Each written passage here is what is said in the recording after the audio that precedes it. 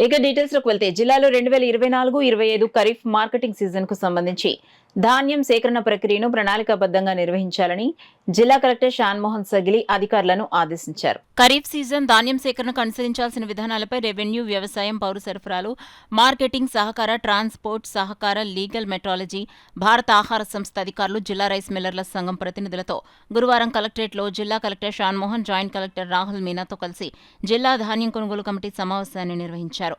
జిల్లాలో సాగు విస్తీర్ణం, దిగుబడి అంచనా, ధాన్యం సేకరణ కేంద్రాలు, సీఎంఆర్ రైస్, కనీస మద్దతు ధర వంటి అంశాలపై జిల్లా కలెక్టర్ అధికారులు రైస్ మిల్లర్లతో చర్చించారు.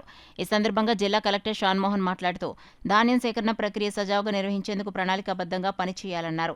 ఇందుకు రెవెన్యూ, వ్యవసాయం, పౌర సరఫరాలు, మార్కెటింగ్, ట్రాన్స్పోర్ట్, ఇతర శాఖల అధికారులు సమన్వయంతో పనిచేయాలని తెలిపారు. సమావేశంలో జిల్లా రెవెన్యూ అధికారి డాక్టర్ డి తిప్పేనాయక్, కాకినాడ, పెద్దాపురం ఆర్డీఓలు ఇట్ల కిషోర్, జె సీతారామరావు, పౌర సరఫరాల సంస్థ మేనేజర్ ఎం బాల సరస్వతి, జిల్లా పౌర సరఫరాల అధికారి ఎంవి ప్రసాద్, జిల్లా వ్యవసాయ శాఖ జేడీ ఎన్ విజయ్ కుమార్, మార్కెటింగ్ ఏడీ కేఆర్ఆర్ నాగేశ్వరరావు, సహకార, ట్రాన్స్పోర్ట్, లీగల్ మెట్రాలజీ శాఖల అధికారులు తదితరులు పాల్గొన్నారు.